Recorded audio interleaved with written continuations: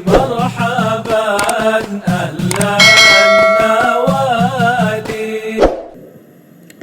قال مؤلف رحمه الله: فروض الغسل اثنان، الأول النيات، وقتها أول غسل لأن البدن في الغسل كالعضو الواحد كما قال صاحب صفوة الزبد: ونية بالابتداء اقترنت كالحيض أو جنابة تعينت. Wajib mandi itu ada dua. Makna furud di sini bisa juga diartikan rukun mandi wajib. Furudul ghusli itsnan. Yang pertama al-awwalu an-niyat. Al-awwalu an-niyah. Yang pertama adalah niat. Nah, itu dikatakan di dalam kitab Safinatun Najah, an-niyatu qasdu syai'in muqtarinan bi fi'lihi mahalluha qalbu wa talaffudhu biha sunnatun. Niat adalah bertujuan melakukan sesuatu yang dibarengi dengan perbuatan tersebut dan tempatnya itu di hati. Adapun lafadz itu mustahab, dianjurkan. Nah, di dalam mazhab Syafi'i melafadzkan niat tujuannya menghilangkan was-was dan menghadirkan niat biar menetap dalam hati. Nah, mandi wajib harus dengan niat. Kapan mulai niat ketika kita mandi wajib? Awwalu ghusli li annal badan fil ghusli kal udwil wahid. Mulai air itu mengucur di atas kepala berbarengan dengan niat. Ya, kaum aslafus sholihin minal asfiya, para kelompok para sufi, mereka biasa melanggengkan niat dari awal sampai akhir. Al-Imam Ibnu Hajar Al-Haytami dalam kitab Minhajul Qawim, syarah dari Muqaddimah Hadramiyah, menyatakan sama halnya dengan wudu, diperbolehkan juga, bahkan fadilahnya lebih besar jika niat tersebut mulai dari awal kita lakukan mandi atau wudu, niat terus dilanggengkan sampai selesai, itu fadilahnya jauh lebih besar. Itu menurut Ibnu Hajar Al-Haytami. Namun kalau diawali niat, setelahnya itu tidak ada niat lagi, itu juga dikatakan diperbolehkan. Nah, mandi demikian juga. Pertama kali air sampai di atas kepala kita, itu sudah harus ada niat, karena kal udwil wahid. Karena ketika mandi seluruh tubuh kita ini dianggap satu anggota tubuh. Sebagaimana dikatakan di dalam kitab Zubat, niat itu di awal disertai, dibarengi bersamaan dengan mandi tersebut. Seperti janabah dan haid ta'ayyanat. Mas'alatun idza ijtama'a alaihi guslani wajibani fa akthar kal jima' wa khurujil mani fa hal takfi anhuma niyatun wahidatun. Ada satu masalah apabila terkumpul dua mandi wajib atau lebih, seperti kal jima', berhubungan biologis, dan keluarnya air mani. Fahal takfi anhuma niyatun wahida, apakah cukup dengan satu niat? Jadi artinya dia mengalami janabah ini sebabnya bukan satu, mungkin dua atau lebih dari dua. Keluar air mani atau habis berhubungan, maka ketika mandi wajib cukup satu niat, dia sudah mewakili seluruhnya. Nah, berbeda dengan mandi sunnah. Kalau kita ada mandi wajib, misal mungkin bangun tidur hari Jumat, keluar air mani, mimpi, maka wajib mandi. Dan kebetulan pada waktu itu hari Jumat, kita juga niat untuk mandi sunnah melaksanakan sholat Jumat. Maka pada waktu itu kalau kita niat saja, misalnya niat sunnah saja, niat sunnah untuk mandi sunnah melaksanakan sholat Jumat, maka janabah kita tidak terangkat. Atau sebaliknya, kalau kita niatnya janabah saja, niat mengangkat janabah tanpa niat mandi sunnah, maka kita tidak dapat kesunahan mandi. Kalau terkumpul mandi wajib dengan mandi sunnah, harus niat dua-dua, wajib juga dan yang sunnah juga. Nah, itu disebutkan di sini. La takfi fala budda an yanwiyahuma. Tidak cukup kalau satu niat. Kalau kasusnya mandi wajib dan mandi sunnah, harus dia dengan dua niat tersebut. Niat mandi wajib dan niat mandi sunnah, baru dapat dua-duanya. Artinya dipisah. Itu berbeda jika ada dua sebab yang menyebabkan dia mandi wajib, maka cukup dengan satu niat mandi wajib, dia sudah terangkat dua daripada janabah tersebut. Wa inna wa fardan wa naflan hasala au fa bi kullin mithlahu tahassula. Dan jika dia niat mandi wajib dan sunnah hasala, maka dia dapat daripada dua niat tersebut. Kaifiyatun niat fi ghusli fardi, cara berniat di saat mandi wajib, yaitu yanwi bi qalbih, niat di dalam hatinya, wa yusanna an yatalaffaz, dan dianjurkan, disunnahkan, yusanna disunnahkan, dilafatkan dengan membaca niat nawaitu raf'al janabati, saya niat mengangkat janabah, atau nawaitu raf'al al-hadatsil akbari, saya niat mengangkat hadas besar juga bisa. Au nawaitu fardha ghusli, saya niat mandi wajib, itu juga bisa. Atau yang terakhir adalah nawaitu taharah lis-sholati, saya niat bersuci untuk sholat. Nah, ini dilafatkan. Kecuali nanti pakai lillah, ada orang nambah niatnya disebutkan nama Allah, maka lafaz Allah itu tidak boleh dilafatkan karena posisinya di dalam kamar mandi. Itu di beberapa manuskrip para ulama, di antaranya ya Ibnu Arabi, Al-Imam Abdul Karim Al-Jili, itu mereka tambahkan mengangkat janabah jasad dan waruha, mengangkat janabah secara jasad dan ruh. Nah, di kalangan para asfiya mereka biasa menambah demikian.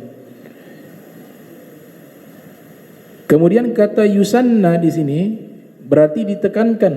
Di dalam mazhab Syafi'i melafatkan niat itu sesuatu yang sangat ditekankan, sangat diperintahkan, bahkan dibuat redaksi yusanna, disunnahkan. Kalau mazhab Hambali memang dilarang, mereka larang melafatkan niat. Kalau mazhab Syafi'i disunnahkan melafatkan niat. Makanya di dalam beberapa kitab fikih itu biasa ada beberapa redaksi, dikatakan yusannu atau yustahabbu atau al-hasan atau al-muraqqabu fih atau mandub. Ini semua satu makna yang artinya adalah diperintahkan sebagai bentuk anjuran yang dianjurkan sampai derajat sunnah. Nah, ini pendapatnya Ibnu Hajar Al-Haytami. Ibnu Hajar Al-Haytami menyatakan redaksi yang saya lebih senang menggunakan itu adalah yusannu, disunnahkan. Ada juga nafilah, itu juga artinya sunnah. Jadi dalam kitab fikih itu memiliki makna sunnah. Sebagian ulama mengatakan muradif, satu makna. Sebagian ulama mengatakan maknanya hampir sama tapi ada sedikit perbedaan. Tapi yang diambil oleh Ibnu Hajar al-Haytami, jika sudah ada kata yusanna, an yusanna atau yusannu, itu berarti anjurannya sangat tegas sampai mendekati sunnah. Adapun sunnah di mazhab Hambali itu jauh lebih tegas. Kalau ada pendapat di mazhabnya Hanabila, Al-Imam Ahmad bin Hambal dengan ashabuhu, dengan para ulamanya, para murid-muridnya, kalau kita dapati di kitab mereka disebutkan sunnah, itu definisinya berbeda dengan sunnahnya di mazhab Syafi'i.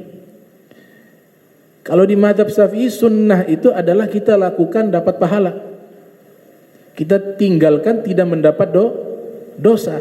Itu definisi mazhab Syafi'i. Tapi kalau mazhab Hanabila, sunnah itu kalau kita tinggalkan dapat dosa. Itu sunnahnya di dalam mazhab Hanabila. Kemudian dikatakan di sini, yang kedua daripada rukun mandi wajib, tadi yang pertama nih niat. Jadi seluruh ibadah di dalam syariat Islam, khususnya di dalam mazhab Syafi'i dan mazhab lainnya, itu semuanya harus menggunakan niat. Innamal a'malu binniyat. Setiap amalan tergantung niat. Dalam kaidah usul fikih dikatakan al-umuru bimaqasidiha. Seluruh perkara tergantung niat. Itu rumusan usul fikih yang pertama. Al-umuru bimaqasidiha. Seluruh ibadah, seluruh perkara itu tergantung tujuannya. Yang dimaksud tujuan di sini adalah niat. Namun ada beberapa ibadah yang niatnya sebelum kita lakukan ibadahnya sudah niat terlebih dahulu. Jadi tidak harus niat itu berbarengan. Tadi kan definisi dalam kitab Safinatun Najah itu kasusnya masalah wudu. Adapun beberapa ibadah niat duluan baru melakukan amal, seperti puasa. Puasa itu kita niat sebelum melakukan amal ibadah puasa. Kita niat terlebih dahulu, baru setelahnya kita berpuasa. Tapi kalau berbicara sholat, berbicara wudu, berbicara mandi sunnah ataupun mandi wajib, atau berbicara tentang tayamum, maka niatnya harus berbarengan. Nanti di situ terjadi khilaf di kalangan para fuqaha antara Imam Ghazali, Imam Rafi, Imam Nawawi tentang masalah kapan niat itu harus kita mulai hadirkan, dan apakah harus dilanggengkan atau hanya sekali terlintas niat sudah cukup. Nah, ini pembahasan khusus di kalangan para ulama tentang masalah niat. Di dalam kitab Tanwirul Qulub fi Mu'alamati 'Allamil Ghuyub, disusun oleh Syekh Muhammad Amin Kurdi Naskabandi, itu beliau mengatakan ada beberapa malaikat tugasnya itu adalah mencium aroma niat. Jadi kalau niat kita ini baik, itu yang keluar aroma minyak kasturi, misik. Tapi kalau niat kita buruk, malaikat tersebut bisa mencium aroma bau busuk. Aroma bau busuk. Nah, niat tingkatannya ada namanya ham, ada namanya azm, ada namanya niat. Nah, ulama mengatakan berdasarkan hadis Nabi SAW, jika ada niat buruk dalam hati dan belum kita melakukannya, dan belum kita menegaskan dia menetap dalam hati, maka tidak dicatat dosa. Tapi jika ada niat jahat, kemudian niat jahat itu kita iakan, kita mengiyakan niat jahat tersebut sehingga dia tertancap dalam hati, dia sudah jadi al-azm an-niat. Kalau ham ini dalam hadis dikatakan sudah masuk pahala, Man hamma bihasanatin, siapa yang berkeinginan perbuatan baik dan terhalang karena uzur, maka dicatat dia melakukan kebaikan. Nah, makna ham di hadis tersebut adalah niat yang terlintas dalam hatinya, itu namanya khawatir. Khawatir itu tidak dihitung dosa, tapi yang dihitung adalah ham. Tidak dihitung dosa, tidak dihitung pahala. Karena khawatir itu sulit untuk kita bendung, lintasan-lintasan bisikan dalam hati. Tapi lintasan bisikan dalam hati, jika yang lintasan tersebut keburukan, kemudian kita menetapkan dalam hati, nah itu masuknya ham. Nanti naik lagi azam, nanti niat. Nah, yang sudah masuk kepada itulah dihitung dosa. Tapi kalau kita lawan itu niat buruk tersebut dan kita tidak melakukan, dihitung pahala. Karena kita melawan niat buruk. Nah, itu dibahas di kalangan para asfiya dan para fuqaha tentang masalah niat. Atsani, yang kedua, rukun mandi wajib adalah ta'mimul badani bil ma. Jadi rukun mandi wajib hanya dua. Yang pertama niat, yang kedua meratakan badan dengan air. Nah, kita kalau mandi janabah itu diajarkan oleh para asfiya seperti Syekh Abdul Wahab Asy-Sya'rani dalam kitabnya Kashful Ghummah an Jamil Ummah. Itu beliau mengatakan anggota yang terlihat oleh mata secara majlis, namanya majlis mukhatab. Majlis mukhatab 1,5 meter, 1,5 meter. Jika saya lihat itu nampak oleh pandangan mata saya, maka anggota-anggota itu wajib terkena air ketika mandi wajib. Sehingga beliau katakan di antaranya mata ini ketika mandi diajarkan oleh beliau itu jangan sambil tutup mata. Karena ini juga termasuk yang wajib kena air. Kita bersihkan dulu. Kemudian dilarang kita membiarkan kotoran mata di saat kita berwudu atau mandi. Karena kotoran mata itu menghalangi terkenanya air di kulit yang nampak oleh mata kita, sedangkan itu wajib. Dikatakan oleh Ibnu Hajar Al-Haytami, sebelum berwudu dan sebelum mandi wajib, maka kotoran mata itu harus dibersihkan dulu. Sudah bersih, tidak ada yang menghalangi kulit, baru setelah itu mandi atau berwudu. Nah, ini perlu diperhatikan. Itu dikatakan oleh Ibnu Hajar dalam kitab Minhajul Qawim, juga Syekh Abdul Wahab Sya'rani dalam kitabnya Kashful Ghummah an Jamil Ummah. Sehingga dikatakan ini ta'mimul badan bil ma, air itu harus diratakan di seluruh badan. Di seluruh badan diratakan, dikenakan air. Kama qala sahibu Saffati Zubat, sebagaimana yang dikatakan oleh pengarang kitab Saffatu Zubat. Wal fardu ta'mimun li jismin zuhra sya'ran wa zufra man bata wa bashara.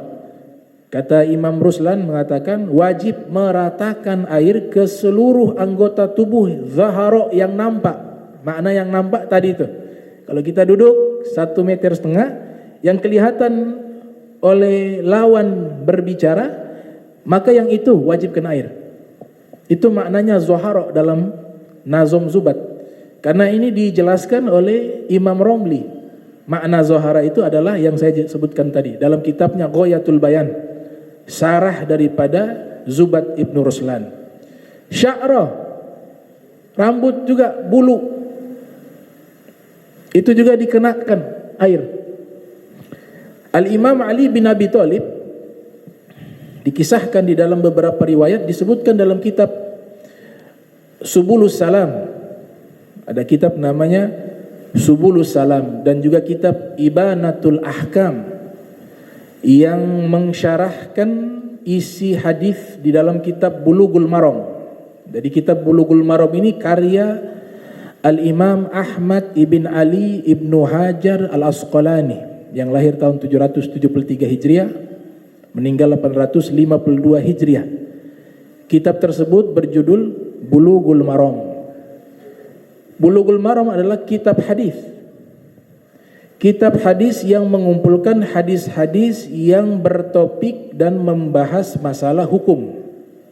Nama kitabnya Bulughul Maram.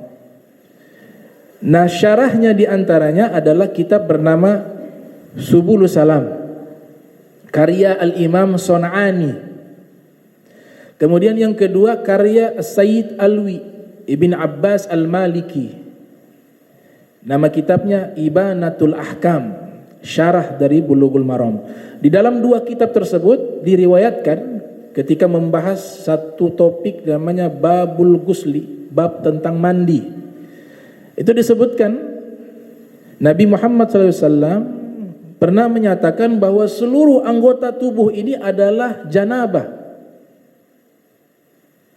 Maknanya adalah, secara substansi maknanya adalah, kalau dalam keadaan kita janabah, di saat itu rambut juga janabah, kuku juga janabah.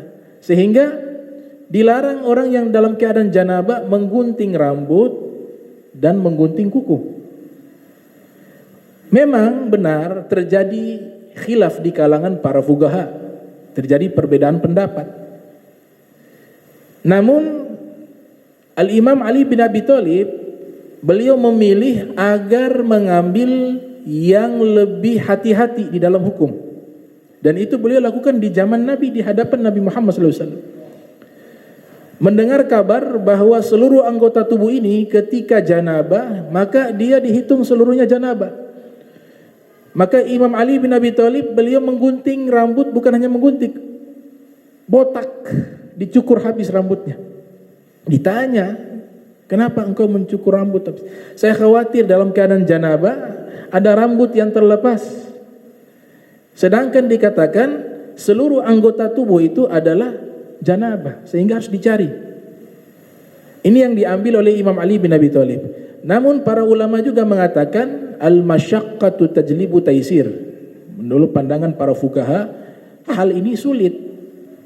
Sehingga terjadi perbedaan pendapat. Ada yang mengatakan, ya kalau sudah terlepas, sudah tidak perlu cari lagi. Sehingga pendapat kedua mengatakan, yang dilarang yang sengaja menggunting. Dia sudah janabah, dia sengaja gunting kukunya, rambutnya. Adapun yang tidur, kalau terlepas, ya sudah, ini sulit.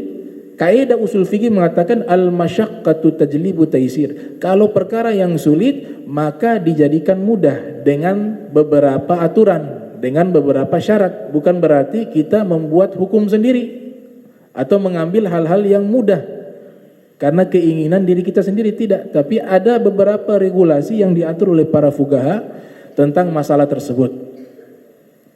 Nah, itu terjadi. Sehingga seorang doktor pengarang kitab tafsir Rawai'ul Bayan fi Tafsir Ayatil Ahkam, namanya Profesor Dr. Syekh Ali As-Sobuni, sudah meninggal dunia. Itu punya kitab tentang hukum-hukum yang diambil di dalam ayat-ayat Al-Quran. Beliau mengatakan yang bagi lil mu'mini al-ihtiyat fil ibadah. Selayaknya bagi orang beriman, kalau dalam masalah hukum, masalah ibadah, dia memilih pendapat yang lebih hati-hati. Itu. Seandainya kalau ada perbedaan, makna perbedaan di sini adalah perbedaan yang sudah disebutkan oleh para fuqaha, bukan orang awam. Itu. Jadi ini sangat penting sekali masalah mandi wajib. Kemudian dikatakan fayata'ahadul mawadi allati yukhsha 'adamu wusulil ma' ilaiha kal ibtain. Fayata'ahadu, harus menyela-nyelai. Mandi itu bukan hanya siram, tapi tangan ini juga berperan aktif untuk menyela-nyelai air di anggota tubuh yang sulit sampai air padanya, seperti ketiak. Tangan harus berperan aktif menyampaikan air ke ketiak. Jangan hanya mandi begitu. Kalau kita hanya mandi begini, otomatis ketiak ini tidak akan terkena air, karena posisinya itu terhalang oleh bahu sehingga air tidak bisa sampai. Sehingga dikatakan fayata'ahadu, harus disela-selai anggota tubuh kita. Diambil air, dimandi, kemudian digosok atau bisa disiram. Ya, yang pasti ini juga wajib. Namanya ibtain, dua ketiak. Wa ma'atif al-batn, dan lipatan-lipatan kulit yang ada di perut. Biasa orang yang gemuk, lipatan-lipatan kulit yang di perut itu juga harus berperan aktif tangan untuk menyela-nyelai sehingga air bisa sampai. Kemudian wal udhunain, telinga juga disela-selai dengan tangan. Karena kalau tanpa kita menyela-nyelai dengan tangan, maka kita siram di atas kepala, yang bagian ini tidak terkena air, padahal yang ini wajib. Kulit atau daun telinga bagian dalam ini wajib karena bisa kelihatan, maka harus disela-selai dengan air. Wa ma baina fakhidhain, dan lokasi yang berada di antara dua paha. Bagian paha belakang juga banyak yang luput.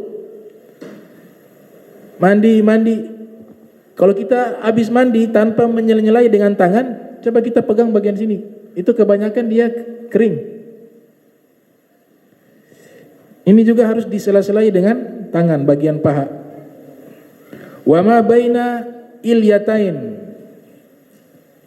dua belahan pantat. Dia punya pantat, punya belahan itu juga kita harus kenakan air tanpa disela-selai dengan tangan karena kotor, cukup saja disiram. Itu diajarkan oleh Imam Ghazali dalam kitab Sarah Syekh Muhammad Murtada Zabidi, judulnya Ithaf Sadatil Muttaqin, syarah daripada Ihya Ulumuddin, mengatakan kalau pantat tidak perlu lagi disela-selai, cukup saja kita duduk layaknya mau buang air besar, jongkok, kemudian disiram, masuk air di dua sela-sela. Begitu cara mandi wajib yang diajarkan oleh para fuqaha, bukan hanya disiram. Nah, di sini ada masalah tentang orang yang belum sunat. Mas'alatu guslil aklaf. Aklaf itu artinya orang yang belum sunat. Nah, itu ay guslu ma tahta jildati kulfatil lati tuqta'u indal khitan. Dia punya kemaluan itu kulit yang belum disunat, itu juga ketika mandi wajib harus sampainya air pada kulit tersebut. Ini dikatakan oleh beliau, fi ghusli hayy yajibu isalul ma ila ma tahta kulfati aklaf, yaitu menyampaikan air di bawah kulit orang yang belum sunat, kulit kemaluan orang yang belum sunat, di bawahnya. Fa in ta'azzara wusulul ma ilaiha shalla kafaqidit tuhurain fayajibu alaihi alqada. Seandainya memang air tidak bisa sampai ke kulit tersebut, maka dia sholatnya itu seperti orang yang tidak berwudu dan tidak bertayamum. Wajib baginya qada ketika sudah sunat. Nah, sehingga masalah khitan ini kan terjadi perbedaan pendapat di kalangan para ulama. Ada yang mengatakan wajib, dan ini yang mayoritas. Ada juga mengatakan sunnah di mazhab yang lain. Nah, saya pernah bahas di majlisnya Al-Habib Abu Bakar tentang masalah hukum khitan indal madhahib al-arba' dari perspektif 4 madhab. Fi guslil mayt yughassalu wa la yusalla alaihi inda ramli. Adapun orang yang meninggal dunia belum sunat, ya muslim, meninggal dunia muslim belum sunat, fi guslil mayt yughassalu, tetap dimandikan, wala yusalli alaihi inda ramli, tapi menurut pendapat Imam Romli tidak perlu disolatkan. Itu menurut Imam Romli, karena beranggapan masih belum suci. Wa yatayammamu wa yuyammamu ba'da ghuslihi wa yusalli alaihi inda Ibnu Hajar. Namun menurut Ibnu Hajar sudah ditayamumkan. Tayamum setelah dimandikan. Setelah itu baru disolatkan. Itu menurut Ibnu Hajar. Pakailah yang Ibnu Hajar. Ya, kasihan kalau yang Imam Romli. Ya. Jadi ini Imam Ibnu Hajar Al-Haytami dengan Imam Romli ada di dalam beberapa riwayat mengatakan anak mantu dengan mertua, tapi selalu berbeda pendapat tentang masalah fikih. Imam Romli punya ayah juga, ada ulama namanya Muhammad Romli, kalau anaknya namanya Ahmad Romli. Nah di Hadramaut, para habaib di Hadramaut lebih cenderung memilih pendapat Ibnu Hajar Al-Haytami dibanding Imam Romli. Kalau di Mesir kebanyakan memilih Imam Romli juga. Padahal Ibnu Hajar dan Imam Romli ini asalnya juga di Mesir, tinggal di Mesir dua-dua. Banyak di Mesir itu mereka condong kepada Imam Romli. Julukan Imam Romli itu adalah Imam Syafi'i kecil, Asy-Syafi'i As-Shaghir, ahli fikih. Kedua-duanya ini adalah penyempurna mazhab Syafi'i yang mentarjih pendapat yang kuat, sehingga kitabnya Imam Nawawi yang menjadi rujukan dalam fikih Syafi'i yaitu Minhajut Thalibin itu disyarahkan oleh kedua-duanya. Kalau Ibnu Hajar Al-Haytham menyarahkan judulnya Tuhfatul Muhtaj, kemudian Imam Romli menyarahkan judulnya Nihayatul Muhtaj, kemudian Al-Imam Khatib Asy-Syarbini menyarahkan judulnya Mughni Muhtaj. Jadi satu kitab disyarahkan oleh 3 ulama besar. Nah, kenapa Ibnu Hajar yang biasa lebih cenderung dipilih pendapatnya? Alasannya yang pertama, Ibnu Hajar Al-Haytami ini lebih zuhud menurut para ulama karena bukan orang kaya. Tapi kalau Imam Romli orang kaya. Jadi ulama kaya raya. Ibnu Hajar Al-Haytami ulama fakir. Nah, makanya istrinya pernah marah. Istrinya itu waktu itu mau mandi di pemandian umum, jadi punya pemandian umum, mau mandi khusus perempuan. Ternyata ketika istrinya Ibnu Hajar mau mandi, penjaga daripada tempat pemandian tersebut mengatakan, oh hari ini sudah di booking sama istrinya Imam Romli, jadi tidak boleh masuk. Tunggu beberapa hari lagi baru kembali. Jadi istrinya Imam Romli sudah membooking ini tempat, dia ajak seluruh kawan-kawannya yang wanita. Maka istrinya Ibnu Hajar Al-Haytami, dia merasakan satu hal yang menyedihkan dalam hatinya. Suami saya ulama, suami dia ulama, tapi kenapa suami dia yang kaya, saya yang miskin? Datanglah menemui Ibnu Hajar Al-Haytami. Dia katakan, wahai suamiku, ya, dalam satu riwayat tidak disampaikan, tapi mulai melayani suami dengan muka yang cemberut. Ibnu Hajar perhatikan ini, tidak ajak bicara, mukanya muka marah, kan kelihatan kalau perempuan lagi marah. Ini ada apa ini? Akhirnya Ibnu Hajar katakan, wahai istriku, ada masalah apa? Tolong sampaikan kepada saya. Maka disampaikan. Pertama dibilang tidak ada masalah. Nah, biasa diulang 3 kali langsung diceritakan itu perempuan. Coba ceritakan lagi. Tidak ada masalah. Itu biasa jawaban yang umum. Nanti kita ulang 3 kali baru dia mulai panjang lebar. Dia katakan, itu saya mau mandi tadi tidak bisa karena istrinya Imam Romli sudah booking itu tempat. Kemudian Ibnu Hajar mengatakan, terus masalahnya apa? Kan bisa lain hari. Masalahnya kan kalian berdua sama-sama ulama. Kenapa dia hidup senang, kita susah? Dia kaya, kita susah. Kemudian Ibnu Hajar Al-Haytami mengatakan, ini diceritakan dalam kitab Jami'u Karamatil Aulia juga ada. Ini kitabnya ini. Kitab kumpulan keramat para wali. Ibnu Hajar mengajak istrinya ke satu sumur yang ada di rumah mereka. Kemudian Ibnu Hajar menimba air.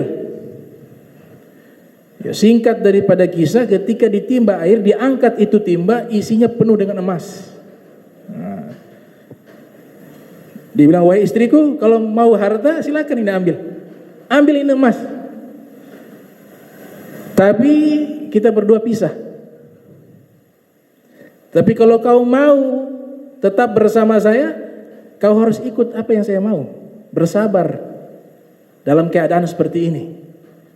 Maka sang istri mengatakan, ada negosiasi.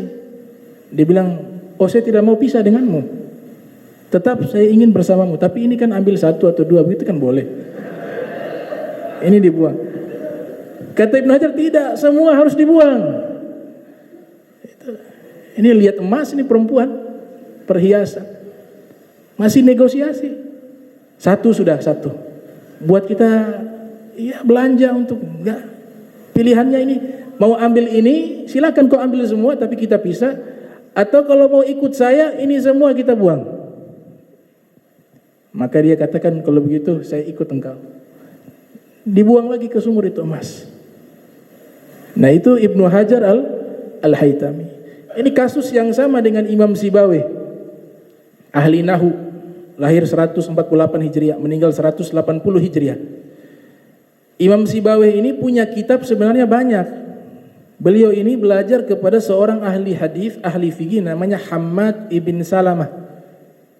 Hammad bin Salamah ini ulama ahli hadis, ahli fikih.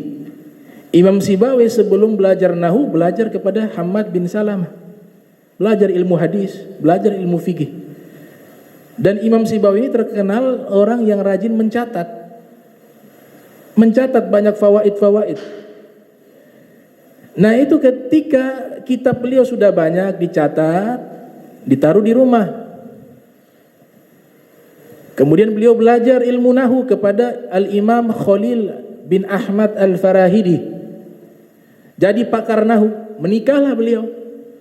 Ketika menikah, ya, ini sang istri, perhatikan waktunya lebih banyak habis dengan kitab dibanding dengan istrinya. Tiap hari kitab. Akhirnya ini istri cemburu sama kitab. Ini suami saya lebih cinta kepada kitab daripada saya. Niat buruk muncul. Nanti dia keluar dari rumah, saya bakar ini semua kitab. Keluarlah Imam Sibawayh. Keluarlah Imam Sibawayh dari rumah, sang istri mengambil seluruh kitabnya Imam Sibawayh yang beliau tulis bertahun-tahun. Mungkin di situ ada masalah fikih, masalah hadis. Hanya disisahkan satu kitab. Dia bilang ini sudah satu, biarkan saja. Yang lain semua diambil. Apa yang dilakukan? Itu kitab ditumpuk di halaman rumahnya. Ada yang mengatakan di belakang rumah. Jadi punya rumah itu belakang itu ada halaman di bagian belakang, bukan bagian depan. Dikumpulkan di situ, diambil minyak, disiram, dibakar. Habis itu kitab. Imam Sibawayh pulang kembali ke rumah menuju ke kas beliau yang berisikan kitab. Pulang cari kitab. Lihat kitab kosong. Hanya ada satu. Tanya kepada istrinya, wahai istriku, kitabku di mana? Kata istrinya, ada di belakang. Oh, Imam Sibawayh ke belakang. Ternyata lihat, sudah jadi abu. Imam Sibawayh panggil istrinya, wahai istriku, ini apa ini? Kitab saya mana? Kata istrinya, itu kitabmu. Saya cemburu dengan kitabmu. Kau lebih banyak menghabiskan waktu dengan kitab dibanding dengan saya. Kalau begitu hari ini kita pisah. Saya talak 3, gak ada rujuk lagi. Diceraikan istrinya. Akhirnya Imam Sibawayh umurnya tidak panjang, 148, meninggal 180, 32 lebih ya. Meninggal dunia. Ketika meninggal dunia hanya tersisa satu kitab. Tersisa satu kitab yang diteruskan oleh muridnya namanya Hasan Al-Akhfash. Itu. Karena itu bukan kitab. Bukan tujuan beliau mengarang kitab, tapi itu catatan-catatan beliau ketika belajar ilmu Nahu. Catatan-catatan beliau ketika belajar ilmu Nahu kepada guru-gurunya. Maka mereka ketika menyebarkan kitab tersebut, tidak ada judul, akhirnya mereka namakan ini buku dengan kitab. Diberikan nama Al-Kitab. Nah, Jadi judulnya sampai hari ini judulnya Alkitab. Itu adalah kitab karya Imam Sibawih. Nama aslinya adalah Amrun bin Usman. Lahir tahun 148 Hijriah, meninggal 180 Hijriah. Ya, wallahu a'lam bishawab. Bismillahirrahmanirrahim. Assalamualaikum warahmatullahi wabarakatuh. Alhamdulillah wa kafa thumma salatu wassalamu ala nabiyil mustafa wa ala alihi wa sahbihi ahli sidiki wal wafa, amma ba'du. Di pertemuan kali ini kita membahas biografi seorang tabi'in bernama Al-Imam Hasan Al-Basri. Al-Imam Hasan Al-Basri. Nah, perlu diketahui Al-Imam Hasan Al-Basri ini lahir pada tahun 21 Hijriah di kota Madinatul Munawwarah, dan beliau wafat di kota Basrah pada tahun 110 Hijriah. Al-Imam Hasan Al-Basri ini, beliau punya ibu, itu budaknya istri Nabi, Ummu Salamah. Jadi Ummu Salamah punya budak perempuan, tapi nanti dimerdekakan, dibebaskan, namanya Khayyirah. Khayyirah namanya. Kemudian suaminya namanya Abul Hasan Yasar. Abul Hasan Yasar itu adalah ayahnya Imam Hasan Al-Basri, budak dari Zaid bin Thabit. Jadi sahabat yang bernama Sayyiduna Zaid bin Thabit punya budak, salah satunya adalah bernama Abul Hasan Yasar. Itu adalah ayah daripada Al-Imam Hasan Al-Basri. Kemudian dijodohkan Ummu Salamah dengan Zaid bin Thabit, menjodohkan antara Abul Hasan dengan Khayyirah, dinikahkan. Luar biasa pernikahan yang berkah, dihadiri oleh kibar min sahabah, para sahabat-sahabat besar hadir. Ada Sayyidina Utsman bin Affan hadir, Abdurrahman bin Auf, dan banyak sahabat hadir di pernikahan yang sederhana tersebut. Di saat mereka menikah dimerdekakan, sudah tidak jadi budak lagi. Dan seluruh sahabat yang hadir mendoakan kepada pernikahan daripada ayah dan ibunya Imam Hasan Al-Basri. Di antaranya yang mendoakan Ummu Salamah. Ummu Salamah dalam kitab Tazkiratul Auliya mendoakan Allahumma ja'alhu muqtadal khalaik. Allahumma ja'alhu muqtadal khalaik. Ya Allah, jadikanlah anak turunan mereka adalah orang yang bisa diikuti oleh seluruh makhluk, bisa diteladani oleh seluruh makhluk. Maka tinggal di rumahnya Ummu Salamah. Al-Imam Hasan Al-Basri dengan ibunya mukim di rumahnya istri Nabi bernama Ummu Salamah. Bahkan Ummu Salamah sering memberikan ASI kepada Al-Imam Hasan Al-Basri. Jadi Imam Hasan Al-Basri ini tinggal di rumahnya Nabi Muhammad SAW dari kecil. Bahkan beliau riwayatkan dalam kitab Syiaru A'lamin Nubala yang disusun oleh Imam Az-Zahabi, itu meriwayatkan Al-Imam Hasan Al-Basri mengatakan, kuntu adkhulu buyuta Rasulillah sallallahu alaihi wasallam fi khilafati Utsman bin Affan. Atanawalu saqfaha biyadi wa ana gulamun muhtalam yauma idzin. Al-Imam Hasan Al-Basri mengatakan, dulu saya sering masuk ke rumahnya Nabi Muhammad sallallahu alaihi wasallam, ke rumahnya Rasulullah sallallahu alaihi wasallam di masa khilafah Sayyidina Utsman bin Affan. Dan saya ketika itu masih usia anak-anak, gulam, muhtalam, yang baru balik, Karena usia Hasan Basri ketika hijrah ke Basrah 14 tahun, baru pindah ke Basrah. Jadi selama 14 tahun beliau tinggal di kota Madinatul Munawwarah, di rumah-rumahnya Nabi Muhammad sallallahu alaihi wasallam. Ini luar biasa, beliau riwayatkan, saya kalau masuk ke rumah Nabi di saat usia saya masih baru balik 14 tahun ke bawah usianya, saya angkat tangan saya, itu tangan saya menyentuh atap rumahnya Nabi Muhammad. Artinya rumah Rasulullah SAW itu tidak tinggi atapnya, sederhana, basit. Sehingga beliau katakan, saya kalau angkat tangan, itu tangan saya bisa menyentuh atap rumahnya Nabi Muhammad SAW. Itu kata Imam Hasan al-Basri. Nah, di dalam riwayat yang lain dikatakan ketika Imam Hasan al-Basri lahir, itu 2 tahun setelahnya meninggalnya Sayyidina Umar bin Khattab.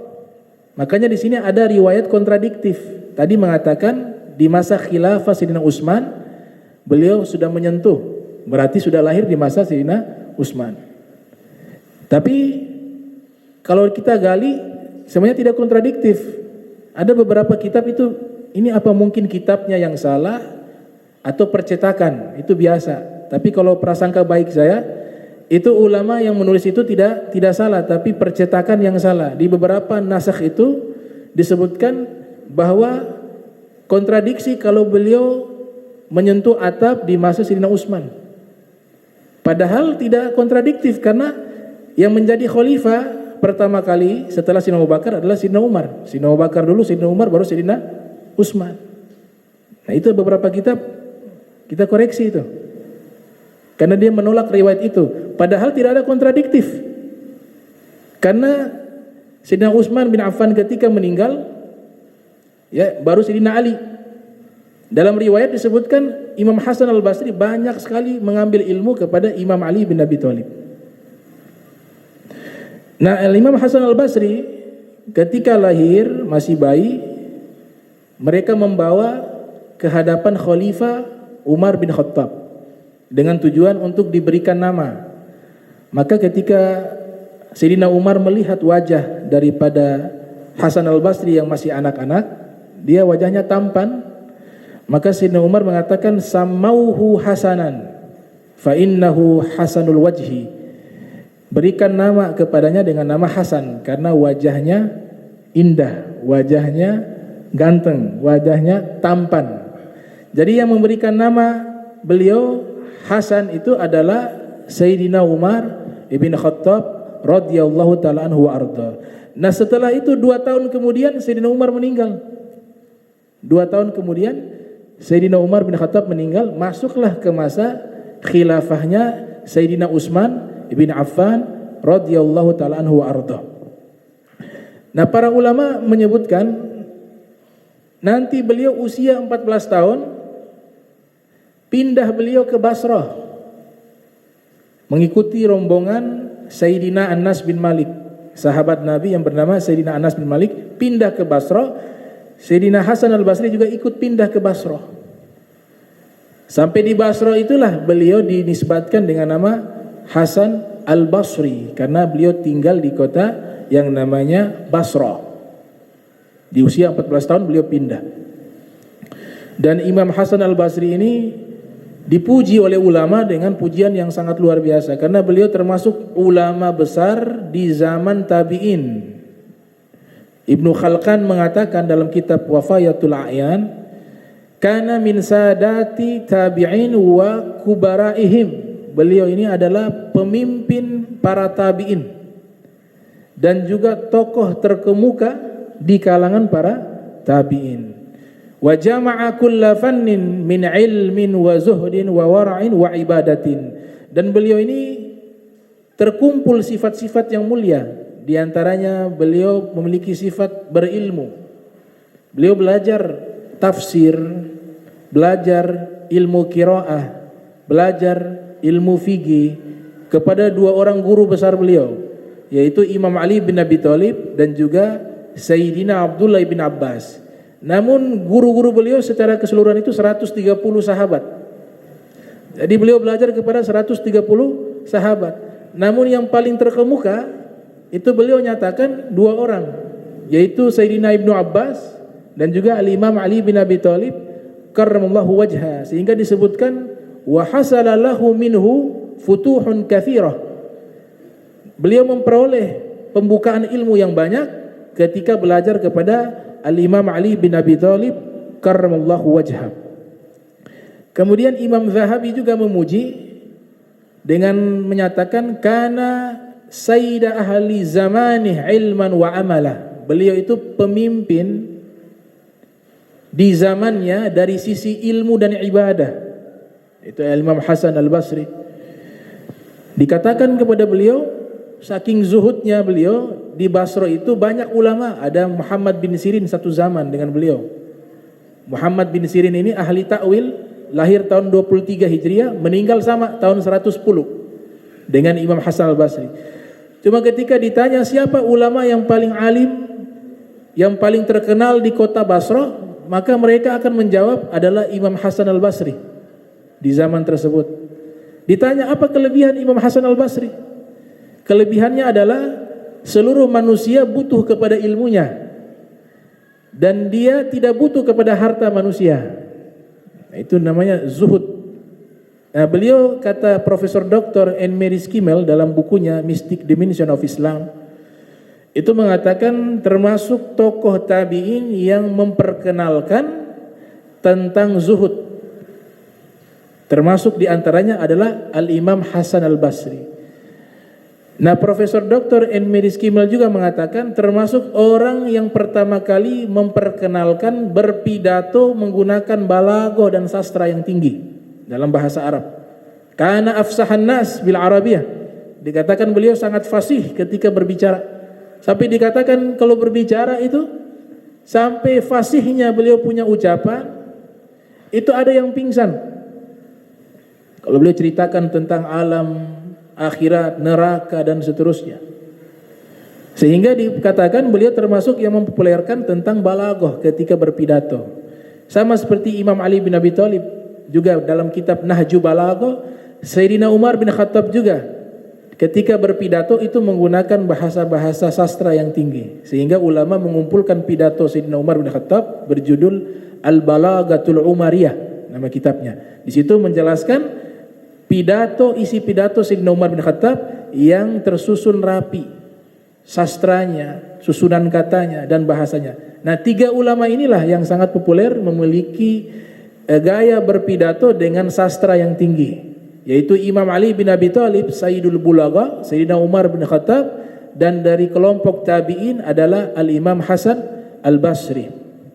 Nah, kita lihat bagaimana ulama mereka menyatakan tentang sosok Al-Imam Hasan Al-Basri.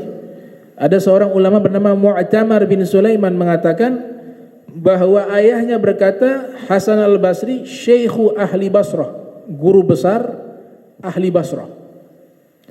Kemudian ada ulama bernama Qatadah. Dia mengatakan makana ahadun akmala mura'ah minal Hasan. Tidak ada seorang pun yang memiliki kesempurnaan budi pekerti seperti Hasan Al-Basri. Punya akhlak yang sangat baik. Kemudian berkata juga Al-Imam Abi Bardata mengatakan ma ra'aitu ahadan ashbaha bi ashabi Muhammadin sallallahu alaihi wasallam minhu. Saya tidak pernah melihat seseorang yang sangat mirip dengan sahabat-sahabat Nabi seperti Hasan Al-Basri. Kemudian dikatakan oleh Al-Imam Qatadah mengatakan kanal Hasan min a'lamin nasi bil halal wal haram. Hasan Al-Basri adalah seorang tokoh ulama yang paling paham tentang hukum halal dan haram. Jadi beliau al-faqih, ahli fikih. Beliau juga al-wa'iz, seorang yang sering memberikan nasihat. Dan beliau sudah mengucapkan tentang ilmu tasawuf. Al-Imam Zahabi menukilkan Al-Imam Hasan Al-Basri juga adalah salah satu tokoh yang mempopulerkan nama tasawuf. Jadi kita kenal dengan ilmu tasawuf. Al-Imam Hasan Al-Basri sudah menyatakan bahwa inilah namanya ilmu, ilmunya ilmu tasawuf. Itu disebutkan dalam kitab Siyaru A'lami Nubala yang disusun oleh Al-Imam Al-Zahabi rahimahumullah. Kemudian qala Ibnu Aun. Ibnu Aun mengatakan, Ibnu Aun ini salah satu muridnya Hasan al-Basri. Ia mengatakan kanal Hasanu yarwi bima'na. Nah, Imam Hasan al-Basri ketika meriwayatkan hadis Nabi Muhammad sallallahu alaihi wasallam, beliau meriwayatkan dengan makna. Jadi substansinya apa hadis tersebut beliau jelaskan. Jadi makna-makna yang tersirat, makna-makna yang tersembunyi dalam hadis Nabi itu beliau bisa membongkarnya satu persatu. Itu kelebihan daripada Al-Imam Hasan al-Basri. Kemudian dikatakan juga oleh Al-Imam Muhammad al-Bagir. Al-Imam Muhammad al-Bagir bin Ali Zil Abidin. Al-Imam Muhammad al-Bagir mengatakan dzakal ladzi yushbihu kalamuhu kalamal anbiya. Dzakal ladzi yushbihu kalamuhu kalamal anbiya. Ucapannya Imam Hasan al-Basri ini, Al-Imam Hasan al-Basri, ucapannya itu mirip dengan ucapan para nabi. Itu pujian dari Al-Imam Muhammad al-Bagir tentang sosok Al-Imam Hasan al-Basri. Syekh Fariduddin al-Attar, Syekh Fariduddin al-Attar dalam kitabnya Tazkiratul Awliya, beliau memberikan pujian kepada Al-Imam Hasan al-Basri ketika membahas biografi beliau. Dikatakan mukawwiyun nubuwah. Beliau orang yang sangat kuat memegang ajaran-ajaran kenabian. Namanya mukawwiyun nubuwah. Kemudian beliau juga adalah murabbiun futuwah, seorang murabbi, pendidik sejati yang mengajarkan tentang kebaikan dan kemuliaan. Kemudian beliau adalah manba'ul amal wal ilm, sumbernya ilmu dan amal. Manba'ul amal wal ilmi, sumbernya amal dan ilmu. Majma'ul wara' wal hilm, dan sumbernya sifat wara' dan sifat sabar. Ma'diniyul ilmi iktisabi was sadri, dan beliau adalah sumber daripada ilmu iktisabi dan ilmu sadri. Syekhul Muqaddam, seorang guru terkemuka, Al-Imamul Hasan al-Basri. Az-Zahabi melanjutkan dalam kitab Tazkiratul Hufaz mengatakan Al-Imam Syekhul Islam ra'su tabaqat fit tabi'in. Al-Imam Hasan al-Basri adalah seorang imam, guru besar dalam agama Islam dan pemimpin di masa tabi'in. Jadi beliau termasuk pemimpin para tabi'in di zamannya. Ada ulama coba membuat rumusan, kalau yang di Madinah Sayyid Ibni Musayyib, kalau di Basra Hasan al-Basri, kalau di Makkah itu Atha bin Abi Rabah. Ada yang membuat seperti itu rumusannya. Namun hampir semua para sufi khususnya mereka lebih cenderung kepada Al-Imam Hasan al-Basri jika menyatakan pemimpin para tabi'in. Atau yang kedua Uwais al-Qarani yang ada di Yaman, Sayyidina Uwais al-Qarani. Inna rajulan yuqalu lahu Uwais al-Qarani. Kemudian dikatakan juga, subhanallah, ini disebutkan beliau punya guru, tadi saya sebutkan ada 130 sahabat guru beliau. Dan beliau sifati guru-guru beliau katakan, dan ini dinukilkan oleh Imam Ghazali dalam kitab Mukasyafatul Qulub. Al-Imam Hasan al-Basri mengatakan tentang sosok guru-guru beliau. Beliau katakan, adraktu aqwaman, saya belajar kepada sekelompok kaum, atau saya berjumpa dengan sekelompok kaum, yang dimaksud adalah para sahabat. Adraktu aqwaman kanatid dunya ahwan indahum minat turabul ladzi yamshuna alaih. Bagi mereka dunia itu lebih hina dibanding tanah yang mereka injak di atasnya. Itu beliau sifati guru-gurunya beliau. Sampai Imam Hasan al-Basri mengatakan, man azzama dirhama, siapa yang mengagungkan mata uang 1 dirham, itu sakata min ainillah, dia jatuh dari pandangannya Allah. Itu artinya dia membesarkan sesuatu yang Allah hinakan. Nah, disebutkan juga kalau memuliakan orang karena hartanya, kita muliakan orang karena hartanya, bukan karena solehnya, bukan karena baiknya. karena hartanya, maka Imam Hasan Al-Basri mengatakan bahwa orang tersebut sudah jatuh dari pandangan Allah.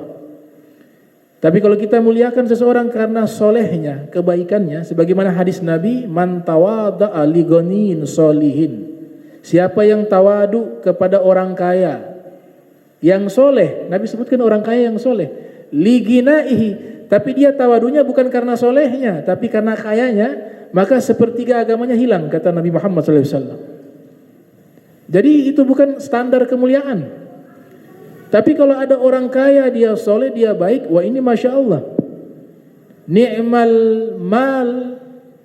malu soleh li rajul soleh, kata Nabi, sebaik-baiknya harta adalah harta yang baik dimiliki oleh orang baik, kata Nabi SAW. Nah, disebutkan beliau punya guru 130 sahabat Nabi Muhammad SAW. Kemudian murid-murid beliau disebutkan oleh Imam Zahabi dalam kitab Syiar beliau bahwa murid beliau ada namanya Ibnu Aun, ada namanya Thabit Al-Bunani, ada juga namanya Imam Malik bin Dinar. Malik bin Dinar termasuk murid beliau. Kemudian Ar-Rabi' ibn Sabih dan Mubarak bin Fudalah. Ini diantara murid-murid beliau. Yang lainnya masih banyak disebutkan oleh Imam Al-Mizi dalam kitabnya Tahdzibul Kamal fi Ma'rifati Asma'ir Rijal. Kemudian dikisahkan ada kisah-kisah yang berkaitan dengan Imam Hasan Al-Basri. Pernah Imam Ali bin Abi Thalib ketika pindah ke Kufah, karena Imam Ali ini memindahkan ibu kota di masa Khalifah Sayyidina Abu Bakar, Sayyidina Umar, Sayyidina Utsman, itu ibu kotanya di kota Madinah. Di masa Imam Ali bin Abi Thalib, beliau pindahkan dari Madinah, pindah ke Irak, tepatnya di Kufah, pindah di Kufah. Kemudian Imam Ali bin Abi Thalib waktu itu beliau pergi ke Basrah. Sampai ke Basrah, di dalam satu masjid dipenuhi oleh manusia dengan jumlah yang banyak. Imam Ali lihat, ternyata yang mengajar seorang pemuda, syabab. Imam Ali lihat, ini masih muda.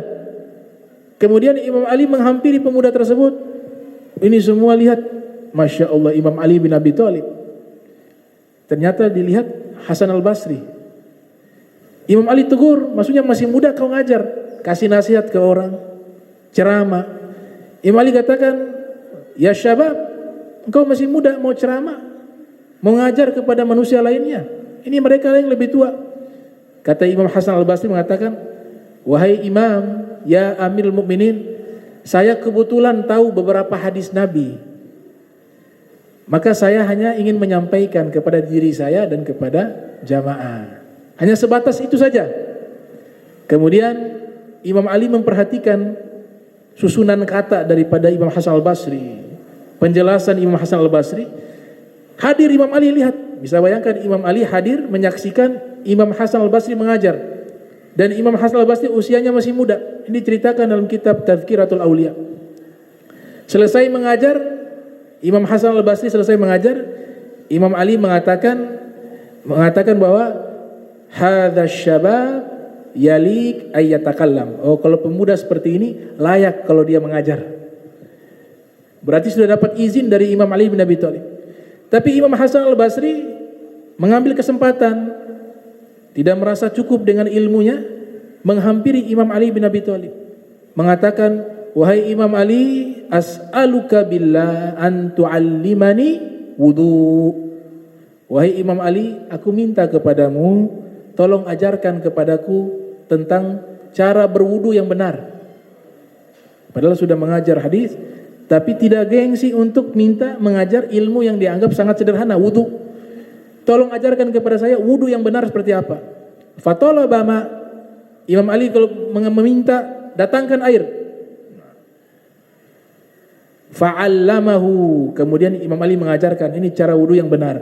Mulai saat itu Imam Hasan Al-Basri selalu belajar kepada Imam Ali bin Abi Thalib.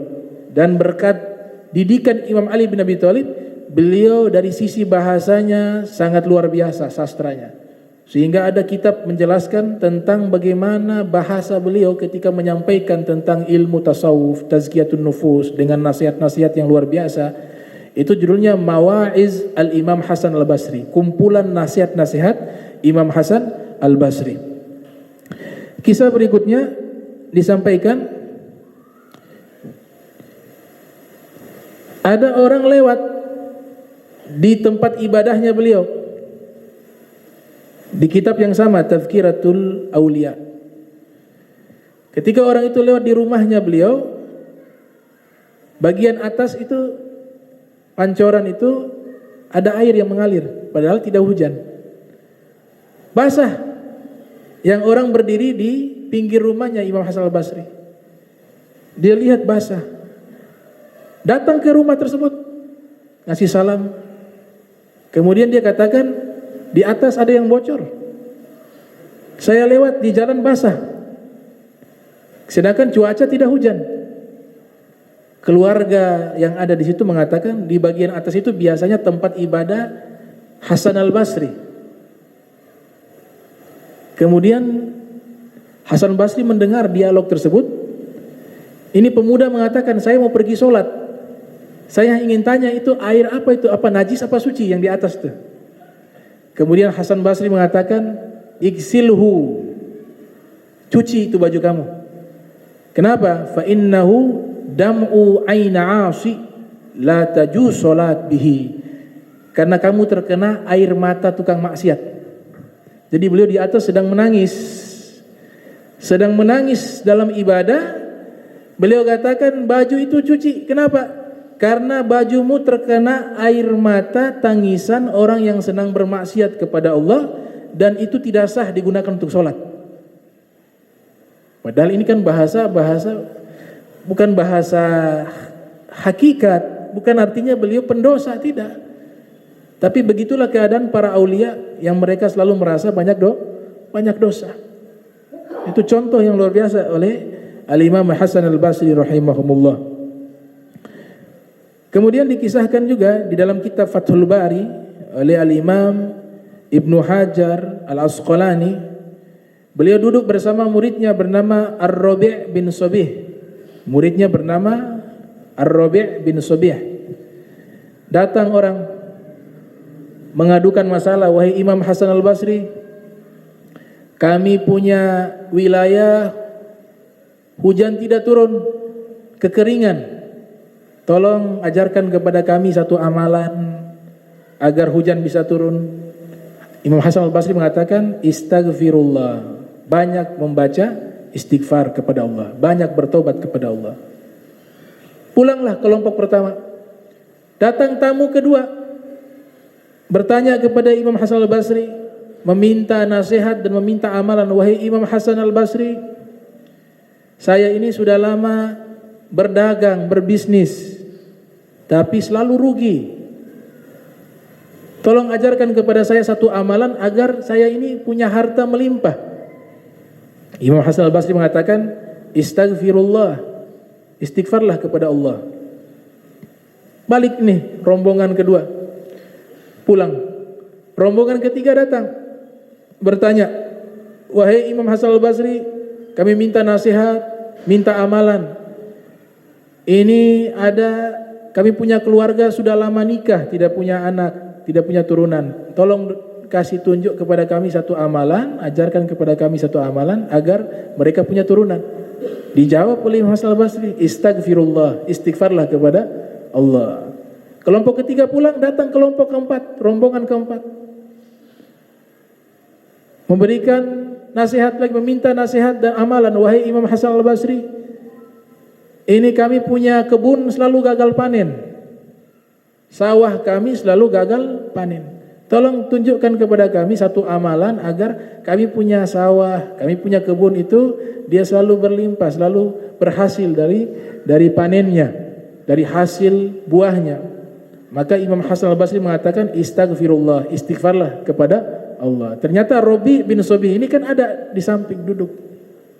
Ini 4 masalah berbeda, tapi jawabannya hanya satu, beristighfarlah kepada Allah Subhanahu wa taala. Kemudian ditanya, wahai Imam Hasan Al-Basri, Itu 4 pertanyaan yang mereka datang sampaikan tadi kan berbeda. Kenapa jawabannya kok hanya satu? Beristighfarlah kepada Allah. Kemudian Imam Hasan Al-Basri dari kasus ini bisa diketahui bahwa beliau sangat memahami Al-Quran. Beliau katakan apa? Allah Ta'ala yang berfirman, "Fakultu istaghfiru rabbakum innahu kana ghaffara yursilis samaa'a 'alaikum midrara wa yumdidkum bi amwalin wa banina wa yaj'al lakum jannati wa yaj'al lakum anhara." Allah Ta'ala berfirman kepada Nabi Nuh, "Wahai Nabi Nuh, katakanlah kepada kaummu, istighfarlah kepada Allah sang pencipta kalian. Jika kalian telah beristighfar kepada Allah, niscaya Allah akan turunkan hujan." Itu pertanyaan pertama. Hujan tidak turun, ya dengan istighfar Allah turunkan hujan. Yursilis sama alaikum midrara. Pertanyaan kedua, minta agar hartanya berlimpah, usahanya sukses, untung. Maka lanjutan ayat tersebut, yumdid, ya, yursil alaikum sama midrara wa yumdidkum bi amwalin. Ketika istighfar itu Allah limpahkan harta kalian. Yang ketiga datang bertanya, meminta amalan agar punya turunan. Wa banina, Allah lanjutkan dengan istighfar Allah akan berikan keturunan. Dan yang keempat mereka meminta amalan agar kebun mereka subur, panen mereka berhasil, tidak gagal panen. Allah Ta'ala yang nyatakan kalau dengan kita istighfar maka Allah akan berikan mereka kebun yang berlimpah dan diberikan sungai-sungai yang mengalir. Jadi satu jawaban beliau ambil dari ayat Al-Quran di surat Nuh dari 4 pertanyaan yang berbeda. Al-Imam Qurtubi dalam kitabnya At-Tadhkiratu bi ahwalil mauta wa umuril akhirah ini mengkisahkan ada seorang wanita datang menemui Imam Hasan Al-Basri meminta satu amalan. Jadi Imam Qurtubi kisahkan kisah ini. Amalan agar bisa melihat anaknya yang sudah meninggal dunia, mungkin lewat mimpi. Jadi anaknya seorang wanita. Wahai Imam Hasan Al-Basri, tolong ajarkan kepada saya satu amalan agar saya bisa melihat putri saya yang sudah meninggal dunia. Maka Imam Hasan Al-Basri mengajarkan satu amalan kepada wanita tersebut. Wanita itu mengamalkan amalan yang diajarkan oleh Imam Hasan Al-Basri. Ketika mengamalkan, tidur di malam hari bermimpi. Ternyata melihat anaknya itu di dalam neraka. Naudzubillah min dzalik. Diazab dalam neraka. Maka sang ibu ini sedih. Dalam mimpinya melihat anaknya diazab. Bangun dari tidurnya, besok harinya dia menemui Hasan Basri, menyampaikan tentang mimpi yang ia lihat. Wahai Imam Hasan Al-Basri, saya bermimpi tadi malam putri saya disiksa, diazab di dalam neraka. Maka Imam Hasan Al-Basri pun sedih mendengar berita tersebut. Beberapa hari kemudian Imam Hasan Al-Basri mengamalkan doa yang diajarkan tersebut. Beliau amalkan sendiri. Ketika beliau amalkan, beliau bermimpi bertemu dengan seorang anak perempuan sudah ada dalam surga menggunakan mahkota. Imam Hasan Al-Basri lihat, bertanya, kamu ini siapa?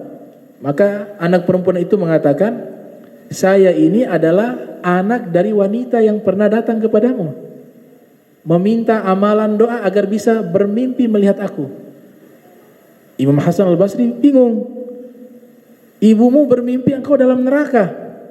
Kenapa sekarang engkau sudah berada di surga? Maka dijawab, beberapa hari yang lalu ada orang lewat di kuburan kami. Ketika dia lewat di kuburan kami ada 500 lebih. Penghuni kuburan yang ada di kuburan itu ada 500 lebih. Ini orang dia lewat di kuburan, kemudian dia membaca salawat kepada Nabi Muhammad SAW. Allahumma salli ala Sayyidina Muhammad wa ala ali Sayyidina Muhammad. Dia baca salawat kepada Nabi Muhammad, kemudian diniatkan salawat itu untuk penghuni kubur. Maka ketika salawat itu disampaikan kepada penghuni kubur yang sedang mengazab beberapa orang di kuburan tersebut, terdengar suara menyatakan, biarkan mereka terbebas dari azab kubur. karena berkat salawat kepada Nabi Muhammad SAW yang dihadiahkan dari orang soleh tersebut kepada penghuni kubur. Jadi itu fadail salawat kepada Nabi Muhammad sallallahu alaihi wasallam. Al-Imam Hasan Al-Basri rahimahumullah dalam beberapa nasihat beliau disebutkan, beliau mengatakan, man arafa rabbah ahabbah wa man arafa dunya zahida fiha. Orang yang sudah mengenal Allah pasti cinta kepada Allah, dan orang yang sudah mengenal dunia pasti dia zuhud terhadap dunia. Nasihat berikutnya disebutkan di dalam kitab Syarah Ibni Battal, Syarah Sahih Bukhari, mengatakan hubbud dunya, mengatakan jihaduka nafsaka wa hawaka. Ada yang bertanya, wahai Imam Hasan Al-Basri, jihad yang paling afdal itu jihad apa? Maka beliau menjawab, jihaduka nafsaka wa hawaka. Jihad melawan nafsumu dan hawamu. Itu kata beliau jihad yang paling utama. Kemudian disebutkan dalam kitab Tadribu Rawi yang disusun oleh Imam Suyuti, Al-Imam Hasan Al-Basri menyatakan hubbud dunya ra'su kulli khati'ah. Cinta dunia sumber dari segala kesalahan. Itu ucapannya Al-Imam Hasan Al-Basri rahimahullah. Dan ucapan lainnya beliau mengatakan, disebutkan dalam kitab Nasaihul Ibad, laulal ulama lakana nas kal bahaim. Jikalau tidak ada ulama maka manusia bagaikan hewan. Kemudian beliau mengatakan juga di dalam nasihatnya dalam kitab Al-Adabu Syar'iyyah, Al-Adabu Syar'iyyah nama kitabnya. Di kitab tersebut juga ada riwayat ketika di zaman Imam Ahmad bin Hanbal banyak para sufi, mulai banyak para sufi. Kalau ada teks menyatakan sufi ini salah, sufi ini sesat, itu yang dimaksudnya oknum yang merusak ajaran sufi. Ada, di semua itu ada, di Figi juga ada. Kalau kita baca kitab Tobakat itu disebutkan ternyata banyak ahli fikih palsu. Ahli fikih palsu juga banyak. Ahli tafsir palsu juga banyak.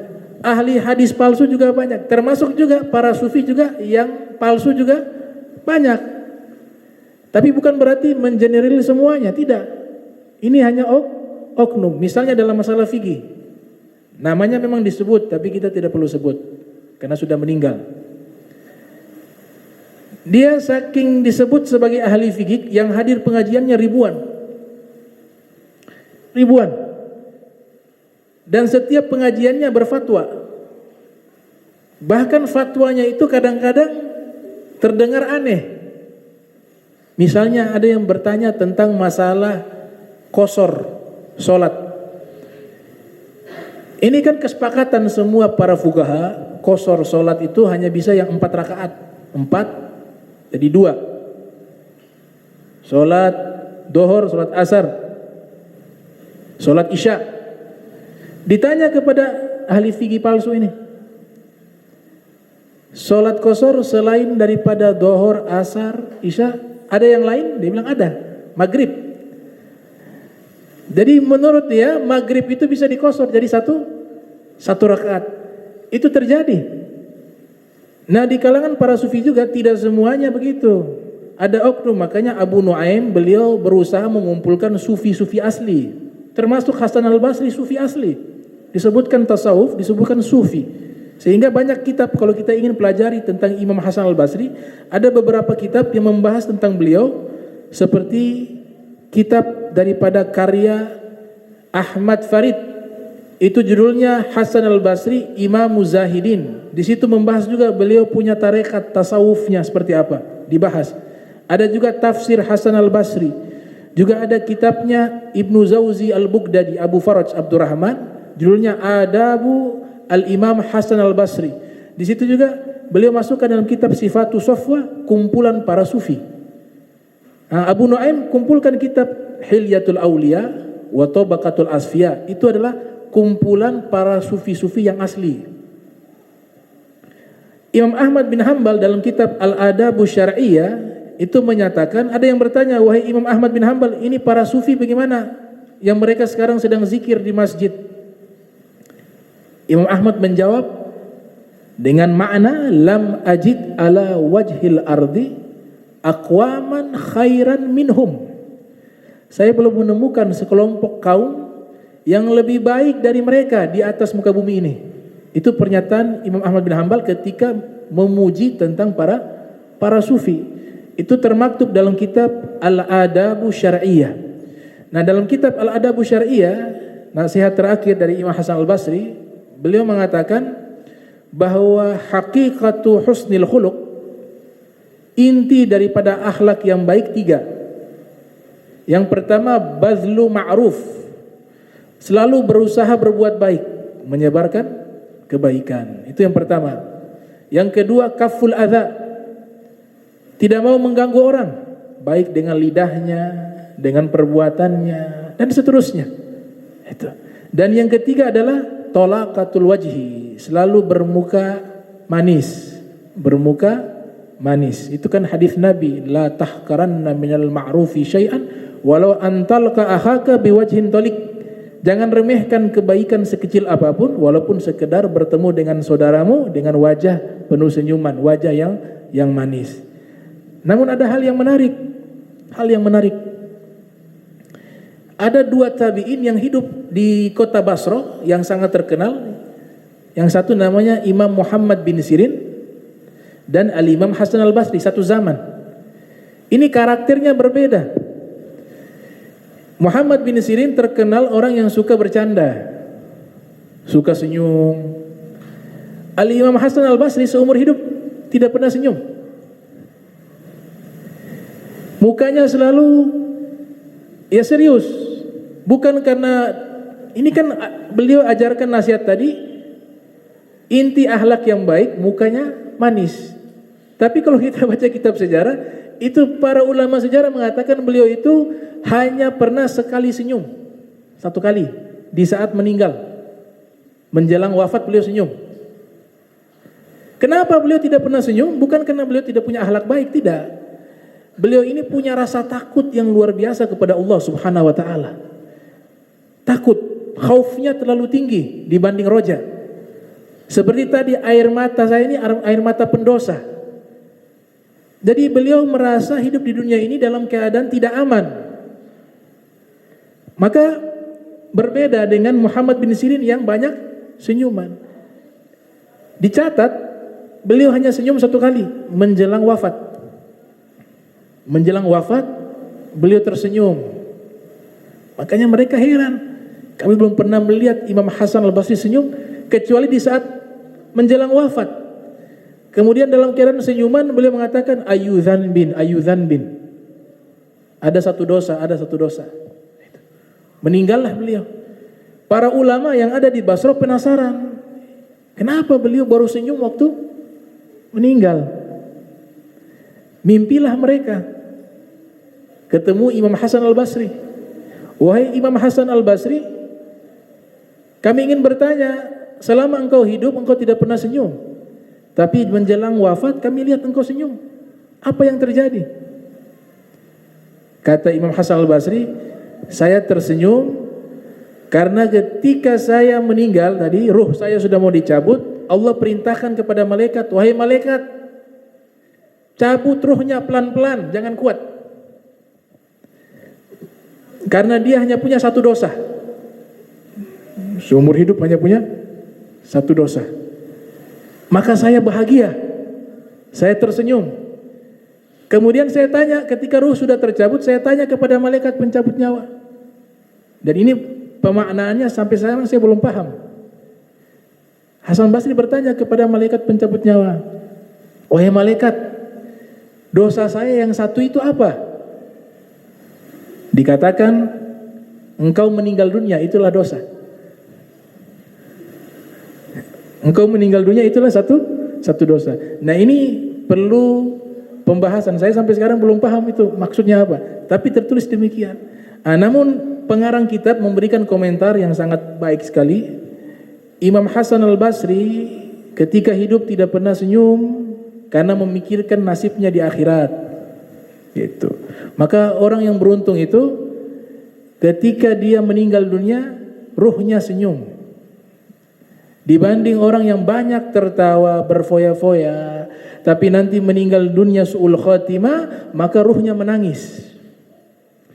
Maka jadilah orang yang ketika hidup di dunia, dia dalam keadaan bahagia, tapi juga ketika saat menjelang detik-detik wafatnya, juga dalam keadaan bahagia.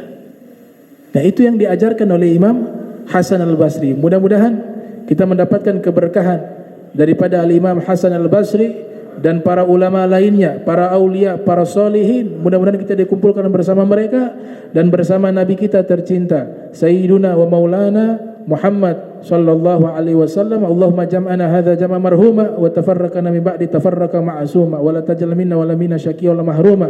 Allahumma nadhih qulubana anit ta'alluqi biman duna waj'alna min qaumin tuhibbuhum wa yuhibbuna. Subhanaka bihamdika asyhadu an la ilaha illa anta astaghfiruka wa atubu ilaik. Wa sallallahu alaihi Muhammadin wa ala alihi wa sahbihi wa baraka wasallam wa lafu minkum. Wassalamu alaikum warahmatullahi wabarakatuh.